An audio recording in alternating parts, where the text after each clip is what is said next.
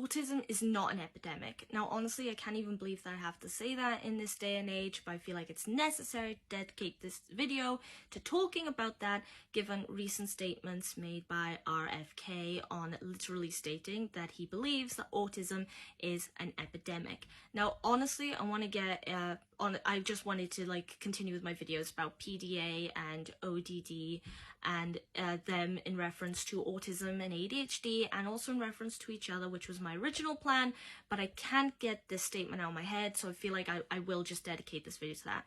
Also, if anyone's interested, I'm looking to start doing live videos soon as well, just to have a conversation about autism and ADHD and pretty much anything anyone's up for talking about, in a nice conversational way. So if you're interested, keep an eye out for that. So, moving on. Now, for starters, an epidemic is characterized or defined as a widespread, rapid infection or disease that occurs in a large area of people over a relatively short period of time. But it also can refer to large social situations or health-based issues like smoking being on the increase. Now, I can understand why people would be worried and perhaps be a bit confused why this seems to be a rise in people with autism being diagnosed. But that's the thing, it's people with autism being diagnosed, not how many people are affected by autism or have autism, because that's always been there. It's just 30 plus years ago, those people wouldn't have been noticed or picked up on or seen because autism wasn't something most people were aware of or wasn't largely understood. Neither was things like ADHD. So if you exhibited some sort of communication difficulty or behavioral issue or inability to focus in school, or if you were on far more severe end of the spectrum with things like being nonverbal or seeming to not be particularly well aware or taking a particularly long time to develop your mental age despite how old you were, then those things would just have been brushed off or thought of as a sick child or a disobedient child, and then people would put it down to things like bad parenting or this child's naughty, and it's not like that. It is not that simple. People with autism were always there, even 50 plus years ago in the classroom, whatever, but it just wasn't seen or picked up on. They were struggling or having issues with communication or how to integrate themselves into society, and they had no idea why. They couldn't explain it. And then it's so the rise in cases of diagnosis, just because people are getting better at picking up, researchers are and such, of picking up on the characteristics of autism present in children, the severity, where on the spectrum they lie, and also not just how to diagnose it, but the specific areas of autism, because there are particular profiles of autism that are part of the larger autistic spectrum, but aren't the same for every individual on that spectrum, because it's called a spectrum because it's varied. The symptoms are varied between individuals, as well as how much support they need because of the symptoms in their daily life. So some people need a lot of support, and some people don't need a ton of support, but still support in one or two key areas, right? And also then how to respond to those symptoms and to that support, how to help children specifically to understand their autism, understand how their brain works, why it is they're finding it difficult to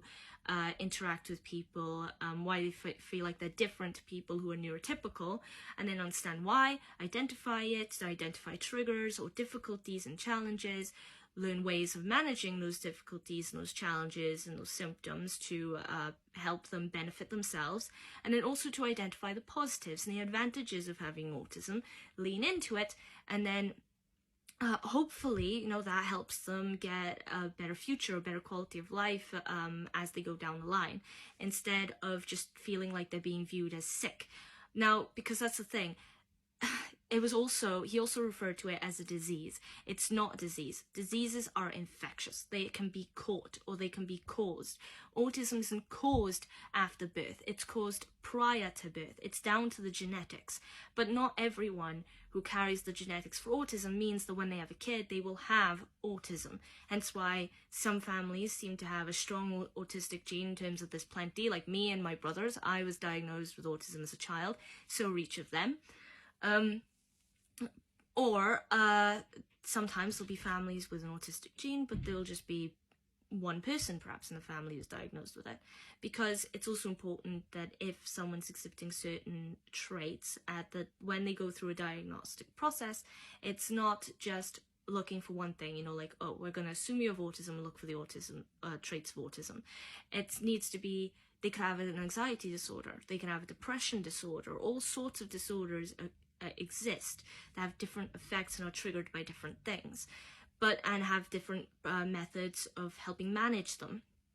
But autism is several parts of the brain are all affected at once and has a wide variety of how that can present in people, which is why it's particularly difficult and needs to be looked at more carefully. So, and it's good if you're a parent also with a child with autism, you got to be careful that you do not perceive this as a completely negative thing. Oh my god, what's their future going to look like? Because that will just make them feel worse. It's typical with people with autism to already feel out of place and out of sync with the people around them, and then wonder why, and struggle to try and not feel that way, because it's not a good way to feel in general. So if you have someone with autism that you take care of, make sure you don't let them fall down that loop of believing that it's all bad news for them, because it isn't. It really, really, really isn't. Now, moving on, he also turned around and said something about referring to it as a tragedy, destroying children, destroying their families. Again, me and my brothers, not destroyed. Our family, not destroyed. I have a cousin with a far more severe autism in terms of being non-verbal and such. But again, not destroyed, family, not destroyed. That is highly offensive and ignorant to believe, because if you're going to make a statement of something, the least you can do is genuinely check your facts, make sure you know what you're talking about, and take to heart what's being said to you by researchers and experts in that particular field, as well as people who experience it on a first-hand basis in their daily life. You cannot just go, I believe it's this, so it's this. It is not that simple. It is a very simple-minded approach to take. So, and then he went into a long list of things that make it sound really horrible and traumatizing if you are a child who is diagnosed with autism. And I'm sitting here now as someone who's diagnosed with autism and ADHD as a child to completely debunk them, okay? Because the things he said was, they will never be a taxpayer, they will never hold down a job.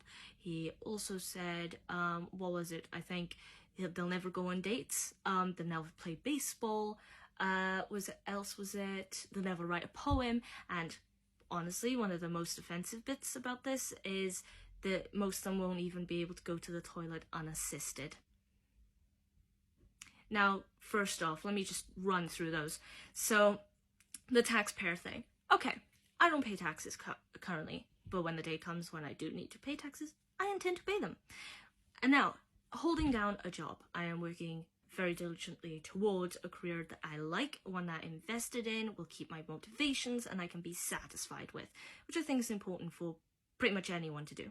And then, aside from that, now, I have gone on dates, right? I have written a poem. I actually write them quite often. I even have 2 degrees from university, and in one of those, it's in creative writing, and one of the courses I took was about poetry. I also looked at lots of classical poetry when I got my degree for the classics. So poetry is a big thing for me. Now, as for the bathroom, I go to the bathroom just fine. Again, there are different scales of autism, different ways it affects someone on different levels of severity. And again, some people need more support than others, but even so, even if your support needs are that high, right, it's nothing to feel ashamed of, it's nothing to be looked down on for, because whatever help that you need from life is just that. It's help. There's no harm in asking people for help, receiving that help, and then using that help as a sort of springboard to propel yourself into a satisfactory life, into one where you can be proud and where you can be happy. Now, and then as for the baseball thing, you know what? I haven't ever played baseball. I have played Rounders, which is a game I played in comp, which is kind of similar, but honestly, I don't think I've ever played baseball. So there's that one. But what I'm trying to get at is, like, all of those I honestly found quite ridiculous statements to make, because most people I know with autism would look at those and go, Jesus Christ, dude, do you actually know anyone with autism? And I want to state, the dude's not a doctor, he has no experience in the field, and he doesn't understand it at all, even on the basic level. He also made a comment where he wanted his researchers to be able to identify the environmental toxin that apparently causes autism by September, and then relate to the public how they can prevent the disease and cure it.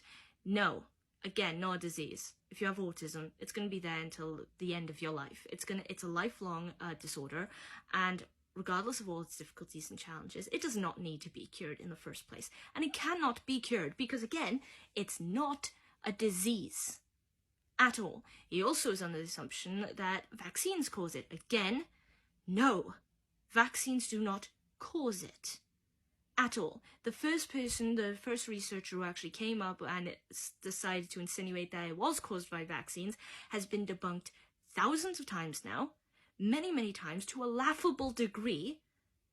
So it should be pretty clear now, vaccines do not cause autism. This is something that they know, right? This is at least one thing that we know about it, right? For certain. And also, something I read just offhand is apparently he's under the impression this is how it works.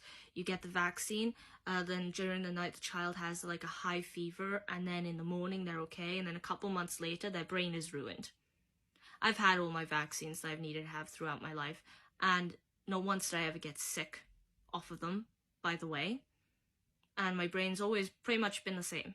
Except I'm interested in learning things from an open-minded point of view, and genuinely looking into my facts before I make a statement or something. And if I get something wrong and I am corrected, then I will take that into consideration as well, because that is how you learn. So, with all having been said, I think I've gotten it all off my chest. If anyone has any comments to make on that, thoughts and opinions, please put so in the comment section.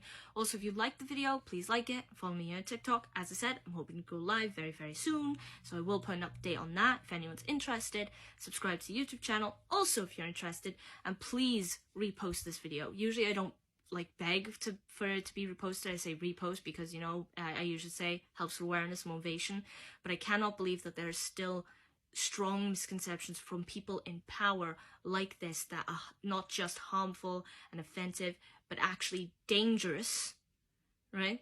So please repost the video, because I think the more people talk about it and the more people say, don't listen to the guy, he's an idiot, the more the better, essentially. So hopefully, if you like this video, I'll see you in the next video. Until then, have a great day wherever you are, and bye!